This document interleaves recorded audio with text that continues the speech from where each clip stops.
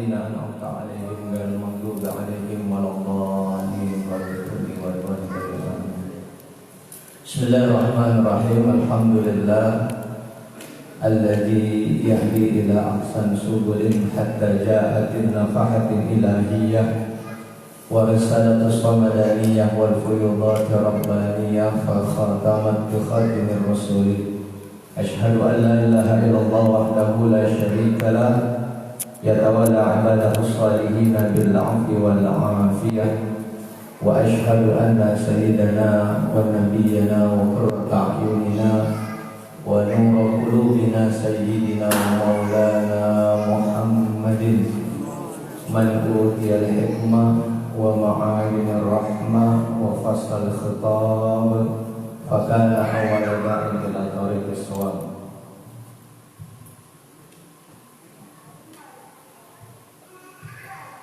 اللهم صل وسلم وبارك وكرم وشرف وعظيم على من كانت حسنته لا تحصى النبي المصطفى ورسول المصطفى وعلى آله وصحبه وكافة أهل الصدق والوفاء.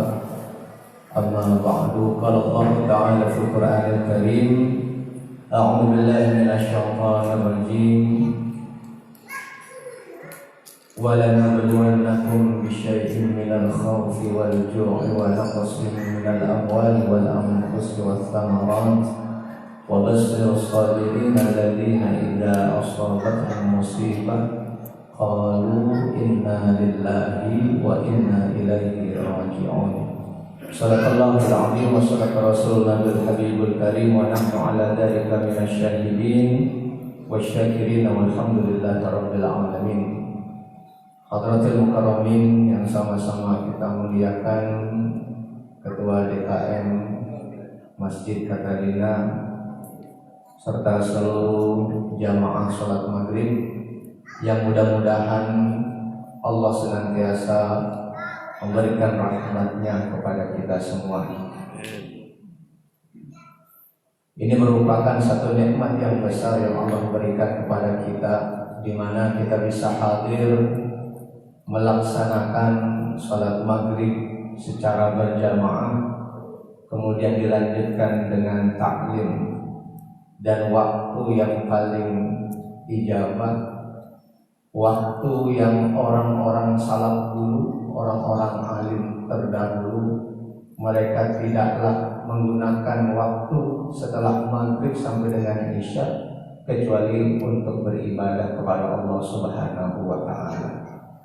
Karena ini merupakan waktu di mana kita akan mendapatkan rahmat dari Allah Subhanahu wa Ta'ala.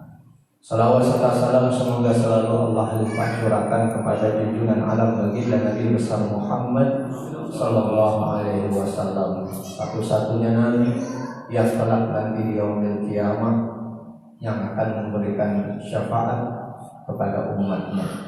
Saat umat-umat lain mendatangi nabinya, mereka seluruhnya angkat tangan. Dan alhamdulillah, mudah-mudahan kita nanti berada di bawah panji Nabi Sallallahu Alaihi Wasallam, menjadi umat yang nanti akan mendapatkan syafaat dari baginda Nabi Sallallahu Alaihi Wasallam. Karena kalau dihitung-hitung amaliyah kita dibandingkan dengan perbuatan dosa yang kita lakukan, barangkali tidak sebanding dengan apa yang kita lakukan dari kebaikan pada hari ini. Kita lebih banyak dosa, kita lebih banyak beramal buruk ketimbang ibadah yang kita lakukan. Bahkan dalam beribadah pun kita terkadang tidak khusyuk. Dalam sholat kita terkadang kita tidak khusyuk.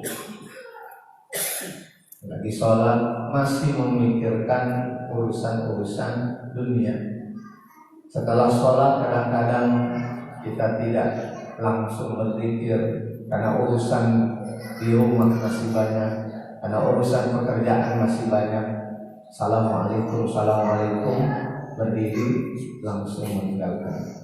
Kadang-kadang panggilan adzan sudah hampir 10 menit, 15 menit, 30 menit. Kadang-kadang kita tidak pernah menjawab panggilan tersebut. Kita menunda-nunda daripada panggilan Allah Subhanahu wa taala. Kenapa urusan kita kemudian ditunda-tunda oleh Allah Subhanahu wa taala? Kita punya urusan, kita kepengen cepat selesai, tapi nggak pernah selesai urusan kita. Ditunda-tunda terus. Kenapa? Barangkali ada satu keadaan di mana kita pernah menunda panggilan Allah Subhanahu wa taala. Ketika dipanggil sama atasan kita, maka segera kita menghadapnya. Ketika kita dipanggil oleh orang-orang yang kita anggap punya jabatan, maka segera kita datang. Bahkan kalau bisa belum waktunya dijanjikan jam 11 suruh datang, kita jam setengah 10, jam 10 sudah datang. Kenapa? Demi menunjukkan bahwa kita loyal terhadap pimpinan kita, loyal terhadap atasan kita. Kenapa? Kepada Allah Subhanahu wa taala yang menciptakan kita, yang memberikan rahmat kepada kita, memberikan rezeki karunia kepada kita. Kadang-kadang kita enggan untuk segera memenuhi panggilan Allah Subhanahu wa taala. Jadi barangkali ujian kita adalah ketika pemandang azan itu kemudian dibatasi speakernya. Ya, sekarang diatur volumenya oleh pemerintah. Kita nggak usah marah. Barangkali ketika speaker itu keluar masuk ke mobil kita tidak segera mendatangi, maka diuji oleh Allah Subhanahu wa taala dengan cara seperti itu. Tujuannya apa? Biar kita peduli lagi, biar kita segera datang ketika dipanggil untuk bisa hadir di masjid ini melaksanakan sholat. Bapak-bapak yang dirahmati oleh Allah Subhanahu wa taala, sebenarnya saya juga di sini menggantikan daripada guru kita Al-Mukarram Kiai Haji Ahmad Faisal yang mengkaji kitab Sulamul Taufiq, ya, fikih.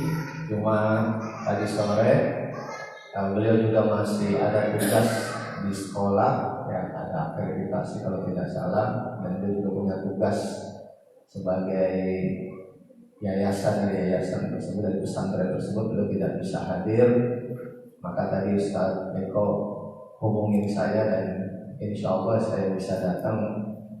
Ya barangkali temanya, kalau saya nggak pakai tema, tematik aja sudah. Apa yang kita mau bicarakan di sini, insya Allah kita akan bicarakan.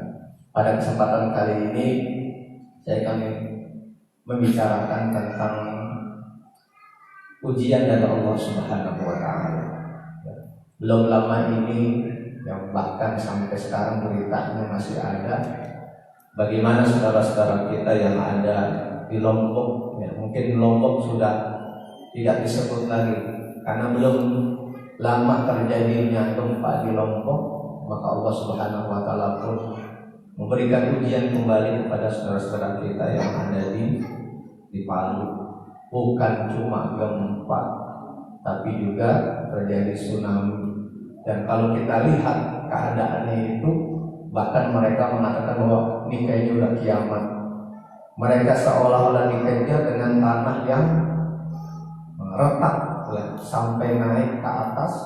Itu kalau mereka, ya barangkali kalau kita yang hadir itu sesuatu yang mengerikan. Di waktu maghrib, waktu dimana orang sedang mau istirahat, di saat itulah Allah Subhanahu wa taala memberikan ujian yang lumayan berat. Korbannya yang sudah dihitung itu lebih dari 2.000, sisanya masih lebih banyak lagi ditenggelamkan.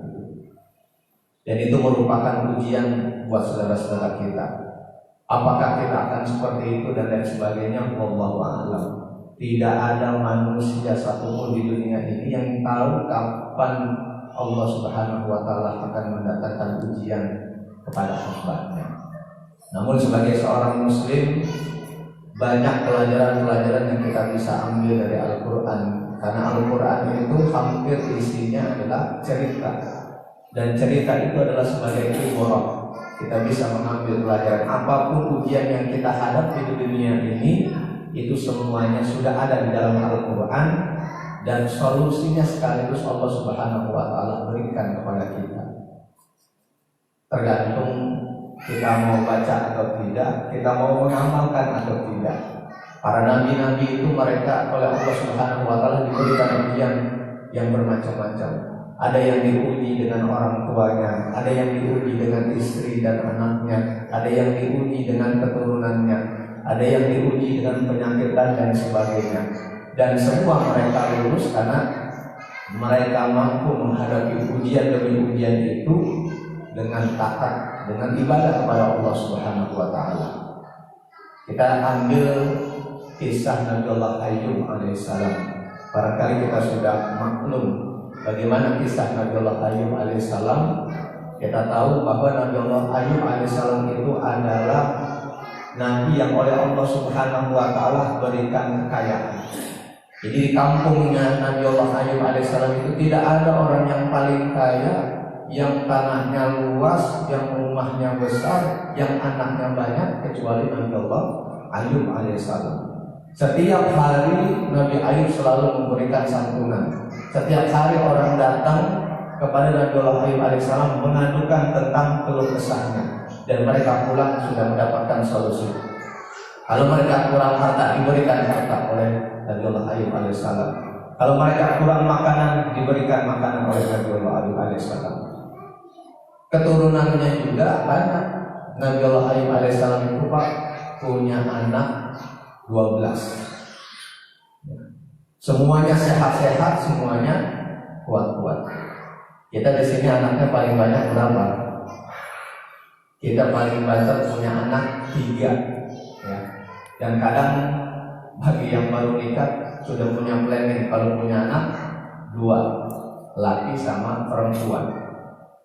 Kita gak mau punya anak yang banyak, tak ribet, entah ngasih makannya bagaimana. Padahal itu adalah ya urusan dari Allah Subhanahu wa taala. Masing-masing anak itu setiap dia lahir sudah ditentukan rezekinya. Kita gak usah mikirin rezekinya, karena Allah Subhanahu wa taala yang sudah memberikan. Cuman kadang-kadang kekhawatiran kita atau kita pengen diatur dulu, yang ini dulu digedein, kalau udah gede baru ada lagi. Nabi Allah Ayyub alaihissalam ini punya anak 12. Semuanya sehat walafiat, badannya kuat, soleh, taat kepada Allah Subhanahu wa taala, hartanya banyak, kemudian keturunannya juga banyak. Maka Allah Subhanahu wa taala pun menguji Nabi Allah Ayyub alaihissalam ini dengan 3 hal. Yang pertama, oleh Allah Subhanahu wa taala uji Nabi Allah Ayyub alaihissalam dengan hartanya. Siapa sih di antara kita ini yang tidak senang punya harta? Setiap kita kepengen punya tempat tinggal yang nyaman, punya kendaraan yang bagus, punya pekarangan rumah yang luas, punya usaha yang lancar.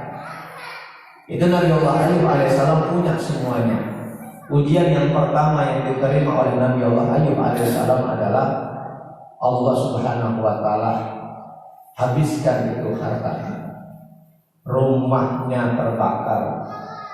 Kemudian dia punya perkebunan yang merupakan sumber hasil dari kekayaan tersebut juga seluruhnya terbakar. Ternaknya terbakar, semuanya terbakar.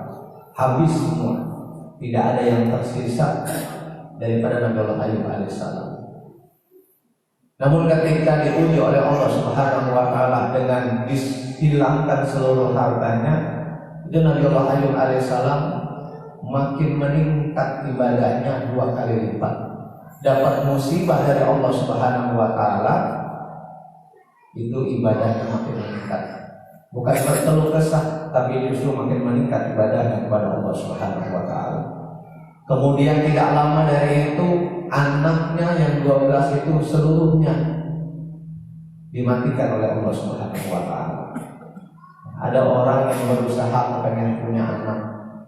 Ada kita punya anak, ya kita jaga benar-benar. Jangankan itu anak sampai meninggal, anak jatuh dari sepeda aja kita sudah kepikiran.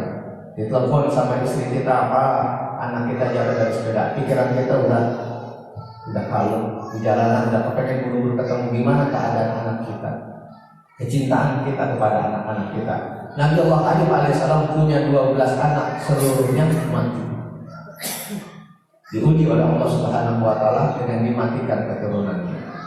Dan yang ketiga, Nabi Allah Ayub alaihissalam diuji oleh Allah Subhanahu wa taala dengan penyakit yang berat yang belum pernah ada sebelum Nabi Allah Ayub dan tidak akan pernah ada lagi setelah Nabi Allah Ayub alaihissalam. Tidak disebutkan penyakit apa itu, tidak disebutkan.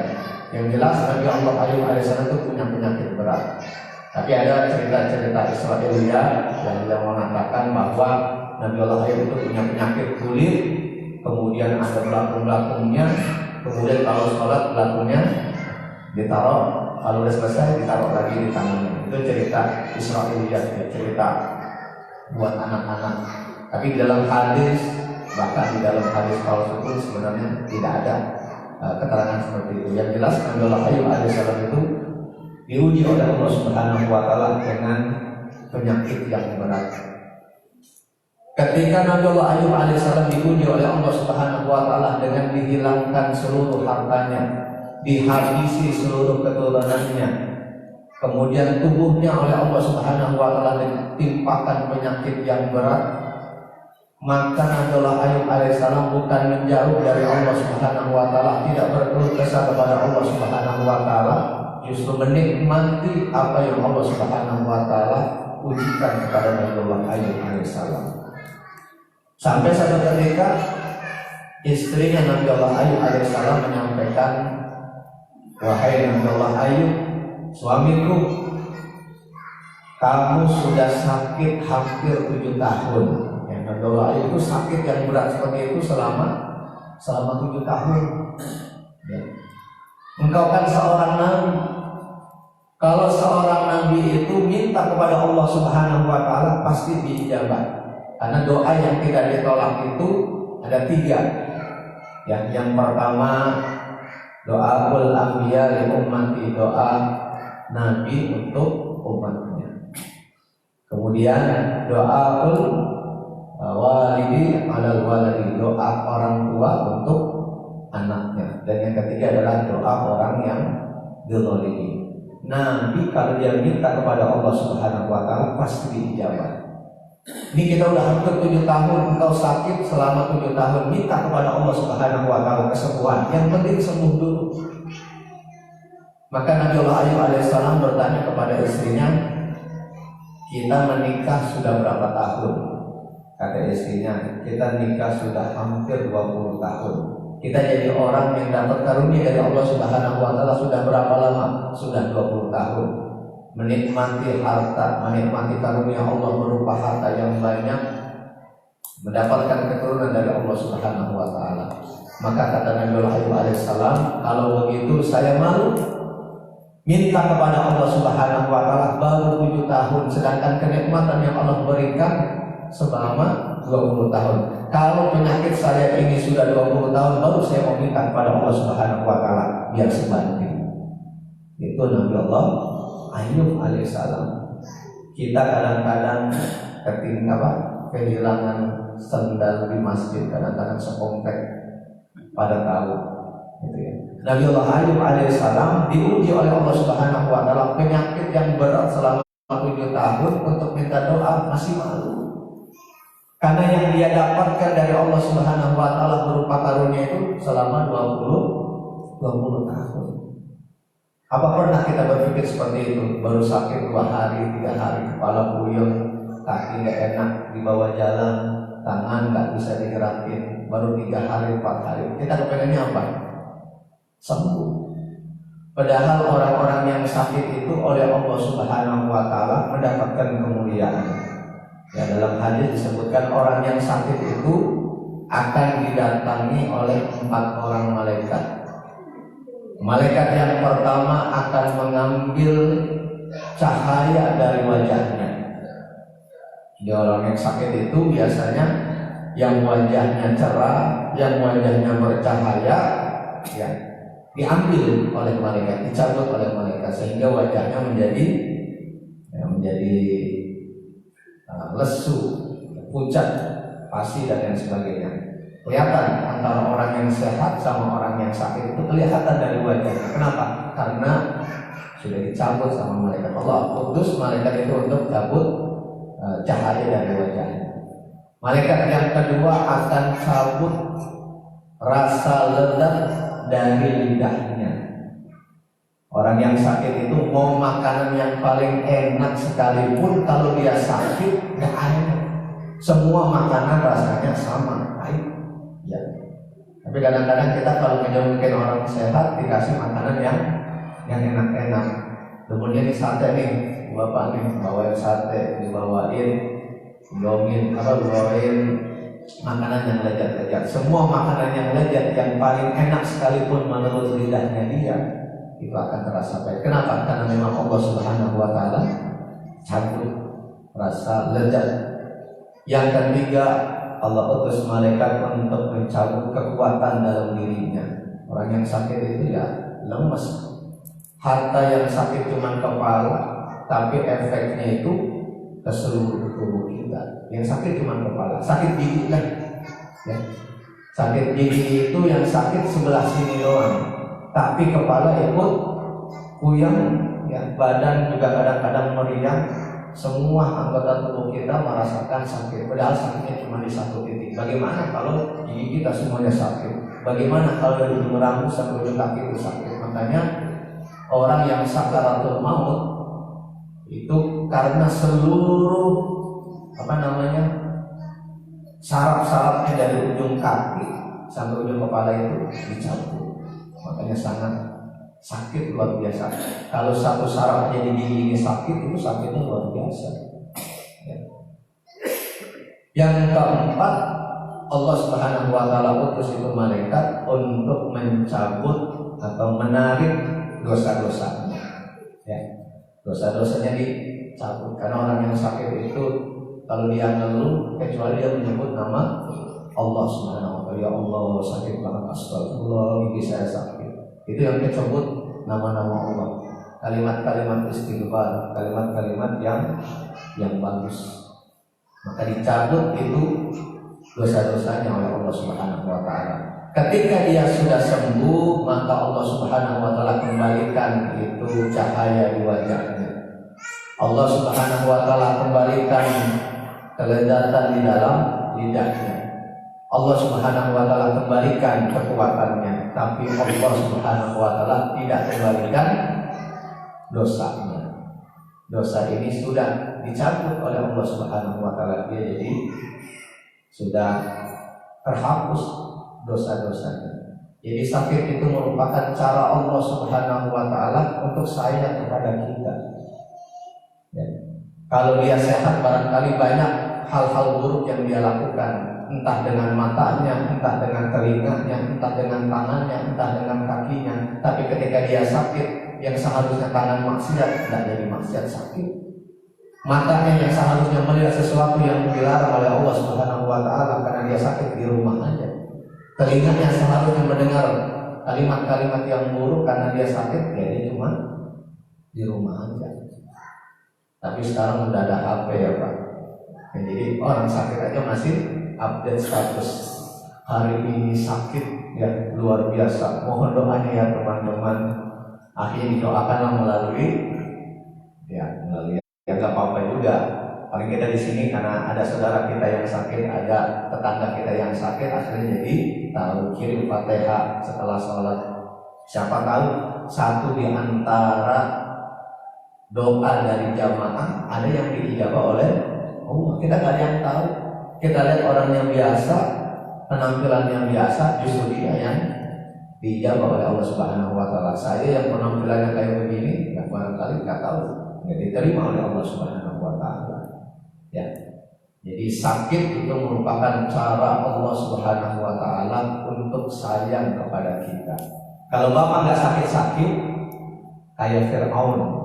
Ya, Fir'aun itu dari mulai lahir sampai dengan mati nggak pernah sakit Pak. Tuh Fir'aun dikasih kelebihannya kayak gitu, makanya dia ngaku dirinya sebagai Tuhan. Ana rabbukumul a'la, saya Tuhan kalian yang paling tinggi. Kenapa? Tak pernah sakit Firaun itu. Ya, sakitnya pada saat sakaratul maut aja itu.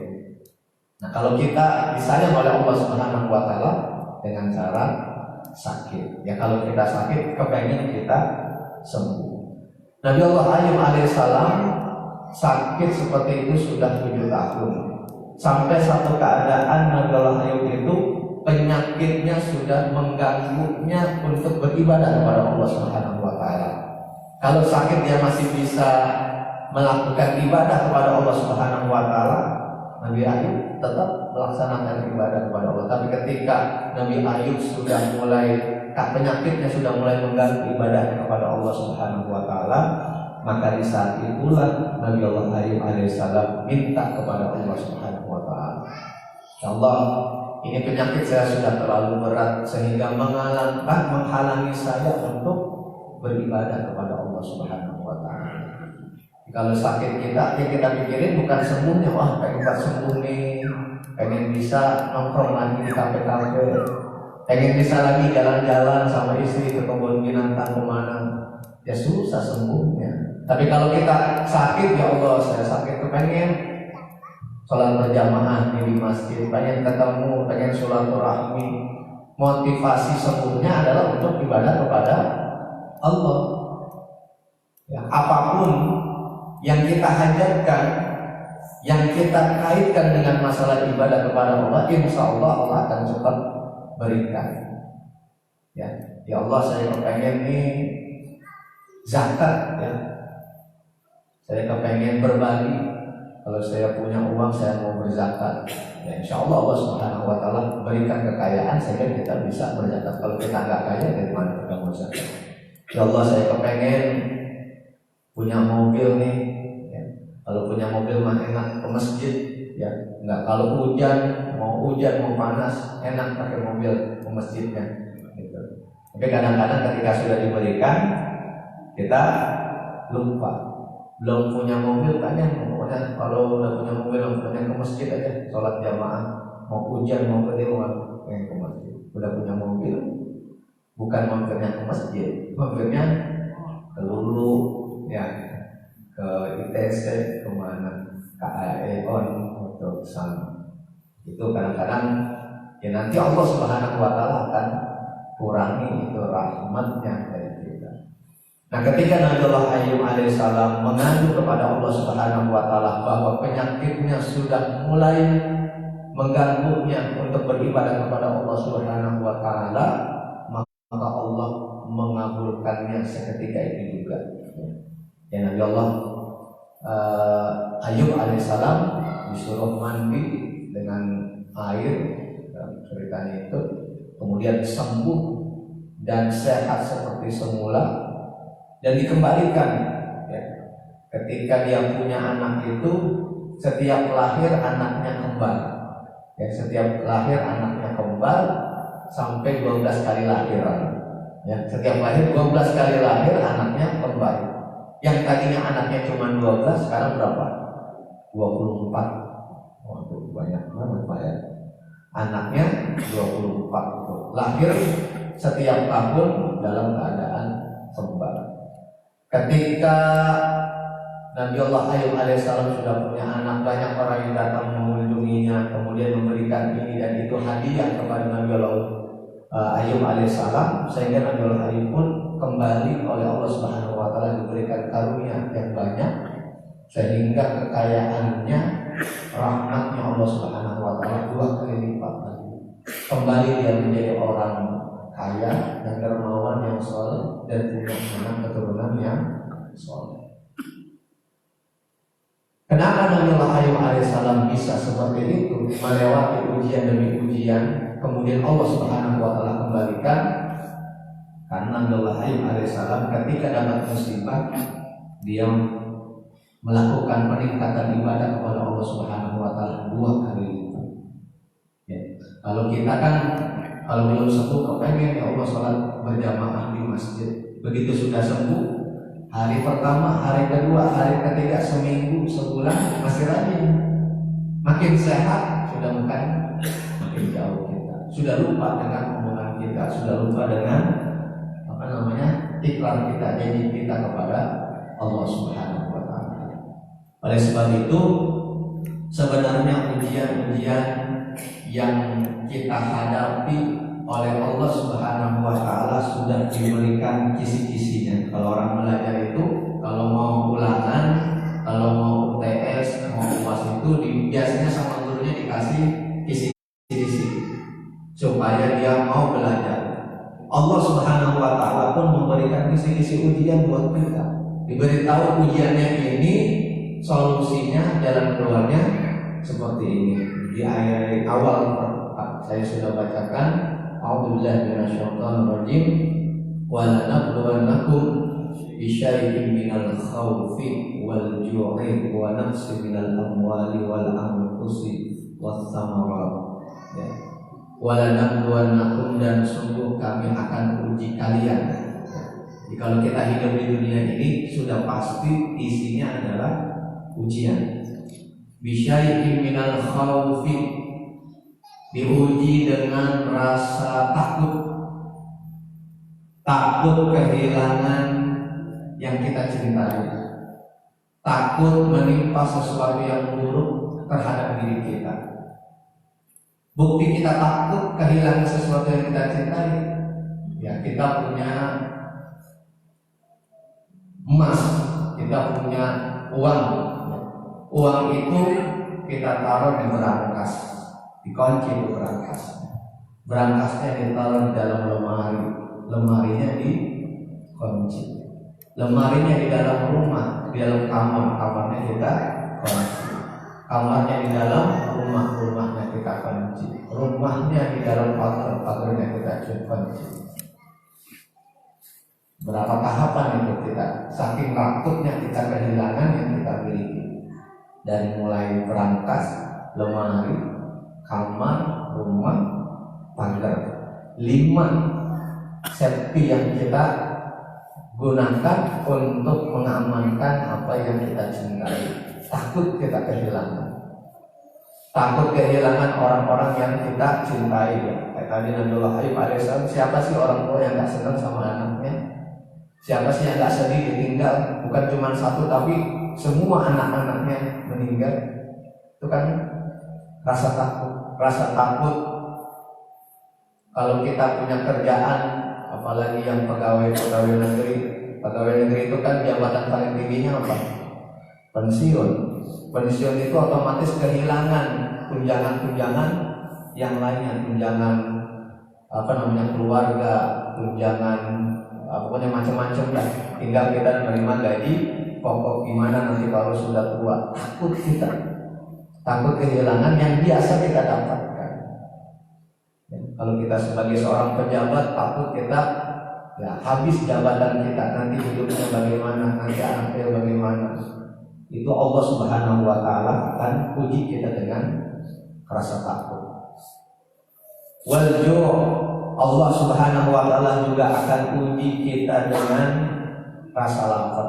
Sekarang kita nggak lapar, tapi kalau saatnya dimana Allah Subhanahu wa taala uji kita dengan lapar, ya dengan rasa lapar, haus, kayak kemarin saudara-saudara kita yang ada di Donggala, di Palu, ketika musibah itu menelan semua rumah-rumah mereka, makanan mereka dari mana? Disitulah kita haus. Nah sayangnya orang lagi dapat musibah, dapat fitnahnya, disuruh menjarah. Solusi yang kurang bagus. Jika didengar sama orang yang jahat yang memanfaatkan. Ya. Itu rasa lapar. Di mana kita ketika lapar itu, apakah kita memakan hak yang bukan milik kita, atau kita tetap bertahan? Karena haus dan lapar itu adalah Allah Subhanahu wa taala yang memberikan kenyang terhadap diri kita. Wa naqsi minal amwali wal anfusi, kehilangan atau kekurangan diri, ya, sakit, kehilangan anggota tubuh, kehilangan fungsi dari anggota tubuh kita. Ya sudah tua biasanya, ya, saya aja bilang semut kan. Kadang-kadang tangan nggak bisa digerakin, kadang-kadang kaki nggak bisa digerakkan. Itu kekurangan dari dalam diri kita.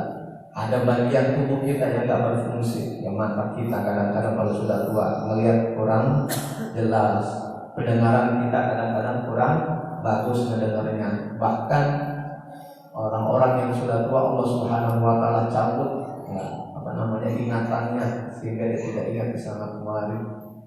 Itu adalah kekurangan dari jiwa kita. Wal anfusi wat thamarat, juga kekurangan buah-buahan, kekurangan vitamin dan lain sebagainya. Namun Allah Subhanahu Wa Taala di dalam ayat selanjutnya menjelaskan bahwa orang-orang yang semacam ini mesti dikasih kabar gembira. Wa basyirus sabirin, dan beri kabar gembira kepada orang-orang yang sabar. Ya. Kalau dia sabar, dapatnya kabar gembira.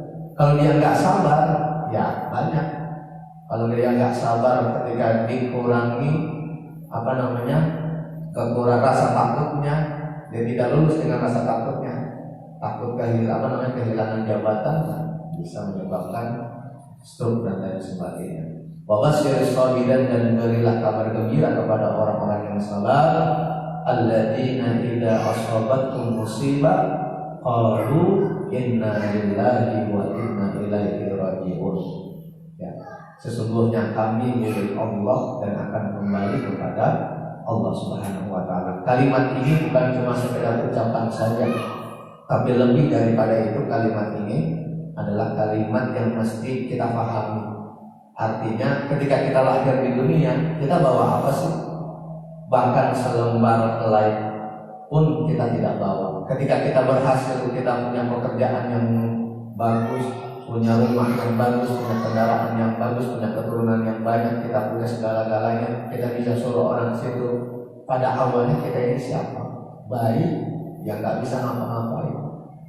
Itu yang kita mesti sadar. Ketika Allah Subhanahu Wa Taala ambil apa yang Allah Subhanahu Wa Taala sudah amanahkan kepada kita, kita mesti pasrah. Rumah amanah, ketika alhamdulillah terbakar, ya itu memang Allah mau ambil.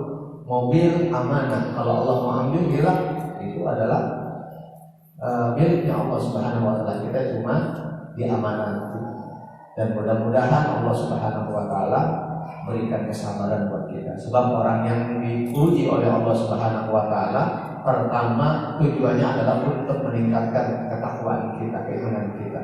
Ahasiban nasu ayyasraku ayyakulu amanah wa hum la yuftanun. Apakah kalian mengira akan dibiarkan saja mengatakan amanah, saya beriman, wa hum la yuftanun, sedangkan kamu belum diuji.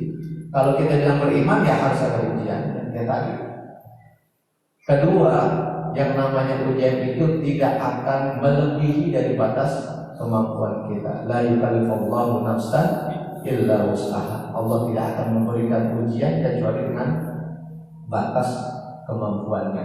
Dan ketika Allah memberikan kita ujian, sebenarnya Allah menginginkan kita kebaikan. Yuridullahu bikumul yusra wa la yuridu bikumul usra. Allah itu sebenarnya menghendaki kepada seluruh umatnya itu kebaikan. Allah tidak pernah menghendaki kepada umatnya itu keburukan. Artinya apapun yang Allah berikan kepada kita, sebenarnya kalau kita tahu itu adalah kebaikan.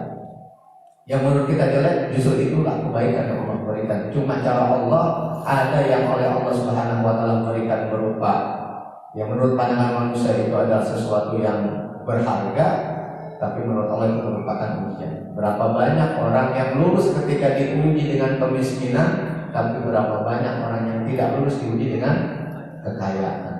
Waktu miskin rajin ibadahnya, ketika dia sudah kaya karena pekerjaannya banyak, sibuk ya dengan urusan-urusannya, harus kesini kemari, makan pagi di Paris, makan siang di London, ya, makan malam di Amerika, ya, sibuk dengan pekerjaan urusan dunia. Dan mudah-mudahan Allah Subhanahu Wa Taala juga jadikan kita termasuk orang-orang yang sabar dalam menghadapi segala ujian yang kita hadapi, sehingga Allah Subhanahu Wa Taala tingkatkan keimanan dan ketakwaan kita kepada Allah Subhanahu Wa Taala. Mudah-mudahan apa yang kita kaji pada hari ini bisa menjadi pelajaran buat diri saya, buat jamaah semua, supaya menjadi orang-orang yang sabar di dalam menghadapi kesulitan hidup yang kita hadapi, dan yakin bahwa apapun yang terjadi pada diri kita itulah yang terbaik yang Allah berikan kepada kita. Demikian apa yang bisa saya sampaikan. Hadanallahu wa iyyakum ajma'in. Assalamualaikum warahmatullahi wabarakatuh. Waalaikumsalam.